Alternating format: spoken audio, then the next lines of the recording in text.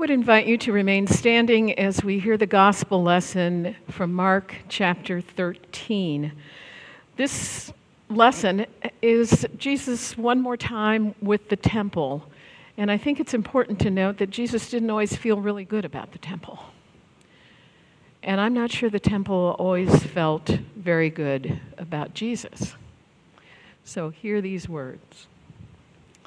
As Jesus left the temple, one of his disciples said to him, "Teacher, look, what awesome stones and buildings." And Jesus responded, "Do you see these enormous buildings? Not even one stone will be left upon another. All will be demolished." Jesus was sitting on the Mount of Olives across from the temple. Peter, James, John, and Andrew asked him privately, "Tell us, when will these things happen? What sign will show that all these things are about to come to an end?" And Jesus said, "Watch out that no one deceives you. Many people will come in my name saying, 'I'm the one.' They will deceive many. When you hear of wars and reports of wars, don't be alarmed. These things must happen, but this isn't the end yet. Nations and kingdoms will fight against each other. There will be earthquakes and famines in all sorts of places. These things are just the beginning of the sufferings associated with the end." This is the word of God for the people of God. You may be seated. Probably want to after that scripture reading, right? Take it easy.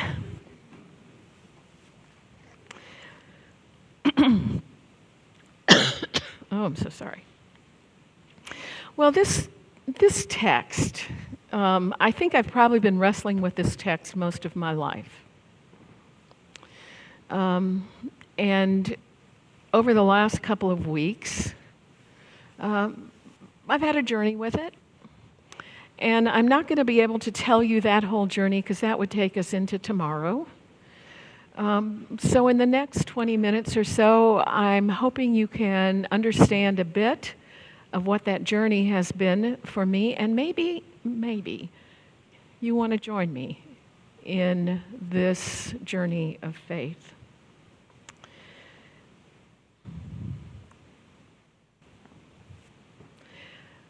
Buildings fall, structures in our lives fall. Everything that we have trusted, everything that we have relied upon to give us identity, meaning, purpose, security, will crumble. You want to leave now? That's kind of how I felt earlier. Jesus is not making a prediction about the future or a forecast of doom and gloom. I want you to hear that again. This is not a prediction. It's not about doom and gloom. These words of Jesus are simply a statement of reality.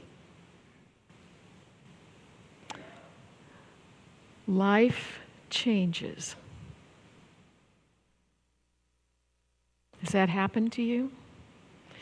Loved ones die, institutions fail, people disappoint us, relationships break, bodies get sick, jobs are lost. In those moments, the great stones of our temples are all thrown down. Why? Because each of us is a temple builder. And we build all sorts of temples as human beings. Personas. This one. Yours. Families. Beliefs. Accomplishments. Dreams. Hopes. We build these temples with the hope and the idea that they will contain and support our lives, right? The problem for us is not in building temples, but in expecting them to do and be more than they can be. Several years ago now, I decided to get acrylic nails. Now you will notice that is not the case today. This is going to sound very simplistic related to the rest of this, but I think it makes sense. I got acrylic nails because I was tired of my nails breaking. I don't have very nice nails. And I thought, oh, just for once in my life, I want to have nails that look pretty. And I did it. Actually, I did it for many years. But the first time, my daughter saw me after that, and she remarked about how lovely my nails looked. And I grinned, and I said to her, "They're acrylic." And her face kind of sagged, and I thought, what in the world? And she said to me, "I didn't think there was anything fake about you, Mom."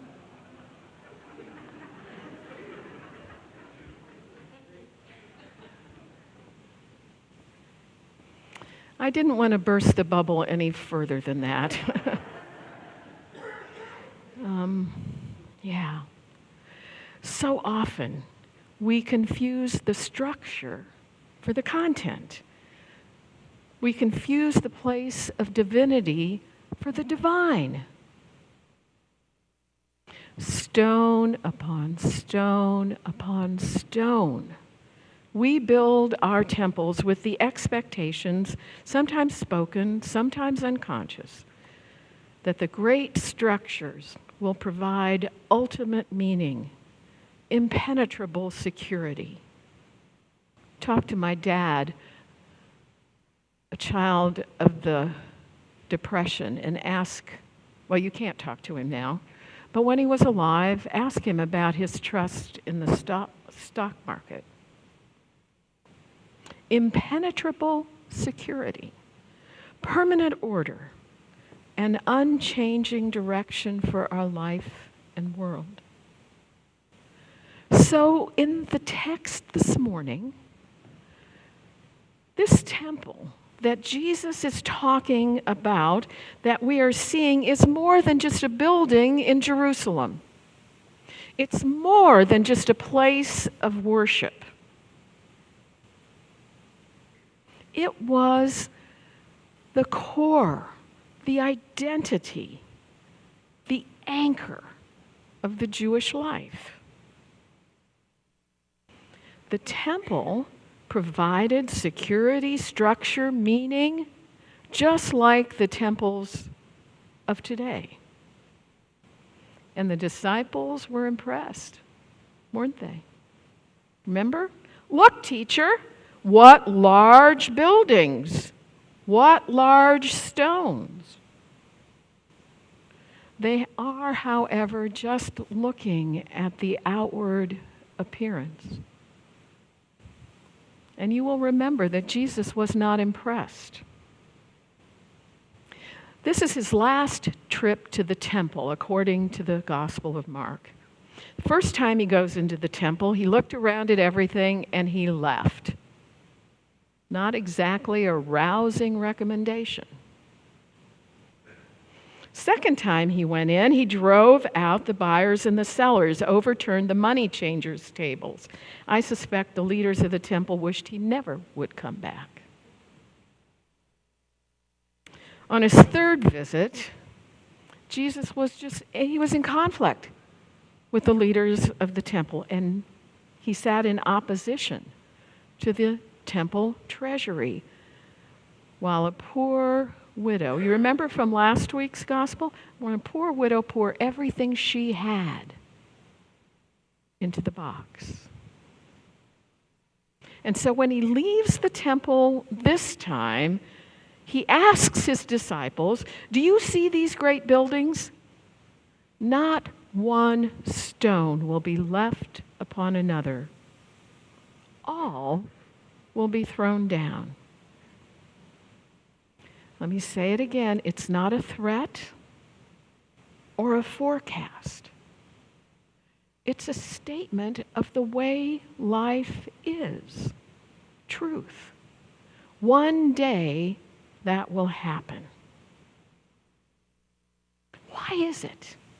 I keep asking myself this question. Why is it when we read these sections in the gospel, we are so quick to believe that what God intends in this, or what Jesus intends to say, is that the world is going to be destroyed? This from a God who created the world and said, "Oh, this is good."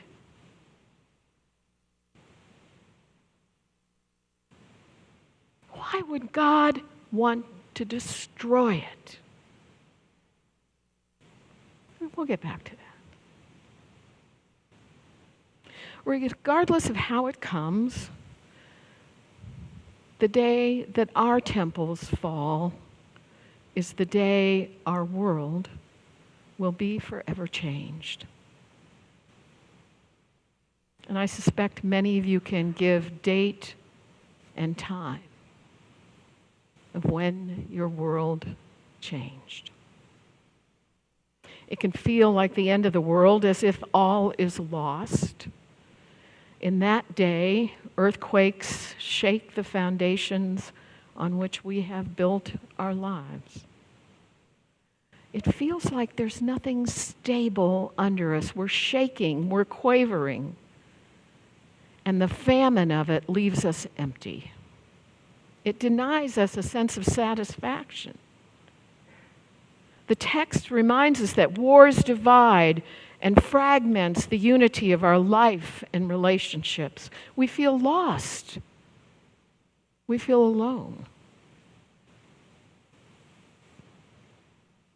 For me, one of the days when my world changed was when my mother died.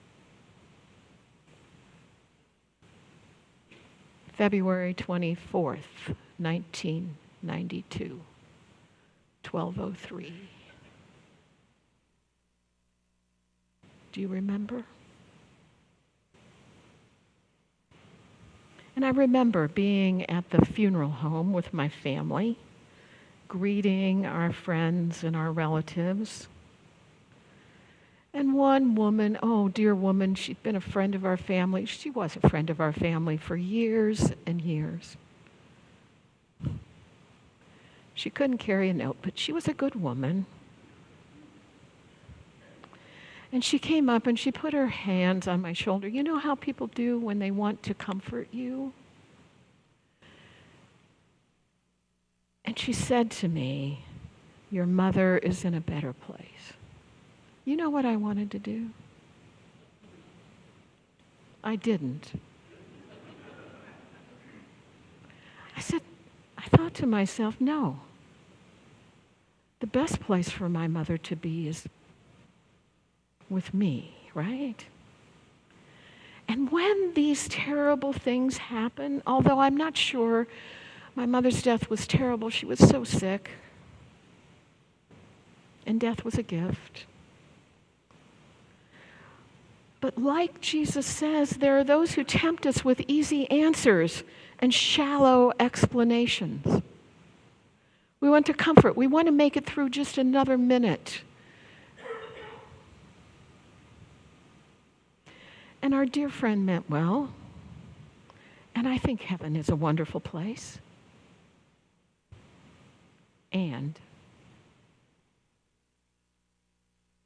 So this text is not so much about the end of the world as it is about the end of many worlds. Temples, great buildings, things we have created. When the great buildings begin to shake, the temptation is to shore up the foundation. Let me just say, I know nothing much about foundations of buildings, but I think what we want to do is add mortar. We want to make it stronger. We want to put it all back together so that it stays in place. But that's not what Jesus says. He says our tasks in the middle of these kinds of times are to not be alarmed, to not be afraid, to be faithful and not led astray, to be watchful, present, attentive. And the hardest thing for me is to wait patiently. To wait patiently for this new thing that is coming about. I'm going to Tennessee on Tuesday to be with my kids for Thanksgiving, and they will do most of the cooking. Yay.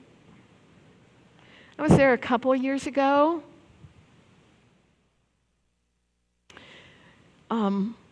And they smoked the turkey.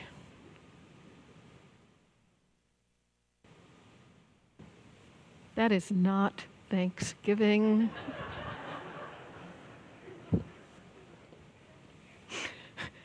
You can't make gravy from a smoked turkey. I'm a good German woman. We need gravy on Thanksgiving. And then they grilled the Brussels sprouts.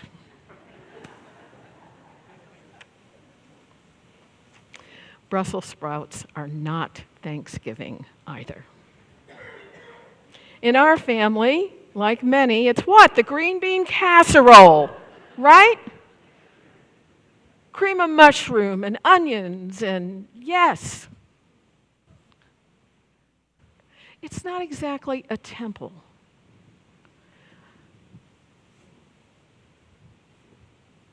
But it's a new way of being. What we value most is not that outward, although I do value food a lot. What is it? It's the laughter. It's the stories. It's telling stories about your parents who are long gone and they can't rebuff you. You remember when? It's not. I keep saying to myself, the smoked turkey. It is what we share, and it's not perfect, right? And we're going to argue about it. Why can't we have green bean casserole? And then they say to me, Mom, you remember the year when you made pumpkin pie and you forgot to put the sugar in it? It's not that outward stuff. It's the inward stuff. I said, just put more whipped cream on it. It'll be okay. Anyway, we've got to laugh a little bit because this text reminds us that it's going to happen. If you're alive in this world, the foundation is going to fall apart.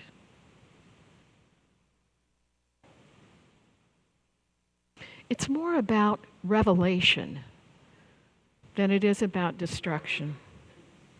And every revelation brings with it a terrible falling away of something that we have relied on or trusted. It is the falling away of illusion. Fallen temples, fallen realities hold before us truth and reality about ourselves, about our life, or a world that we have denied, ignored, forgotten, or just simply refused to see. It's why when those newscasts of fires in California, burning houses down, we just have to turn it off. We can't watch it. Or when they show us pictures of children starving in Somalia, we can't watch it because we can't believe that that is the world we live in. It's a painful process, and I do not want to gloss over it.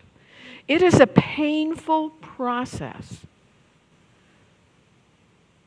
to change how we understand the world and how we learn to trust God more and more.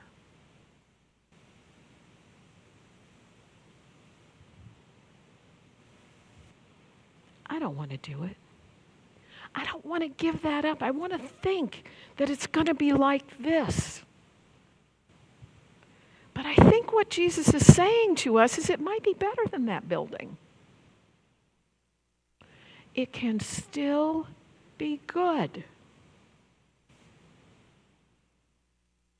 Every time one of those temples falls, we have to decide between reality and illusion, between life and death. These fallen temples ask us hard questions. Why have I lived like this? Do I want to live like this some more?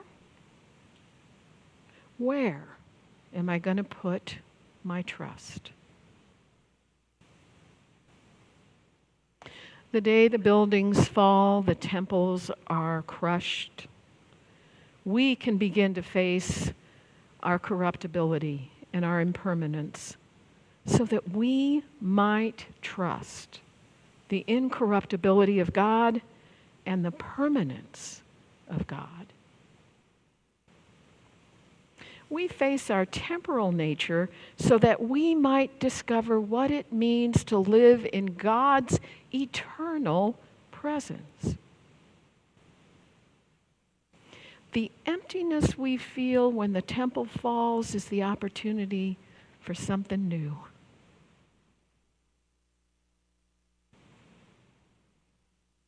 It's the opportunity for God to work in us and through us to make us new creatures once again.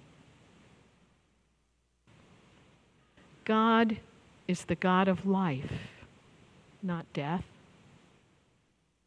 God is the God of creation and not destruction. Every moment, every day, new life is being created and given to us. Amazing. So I leave you this morning with some questions to ponder. I know you don't have anything else to do. So ponder this.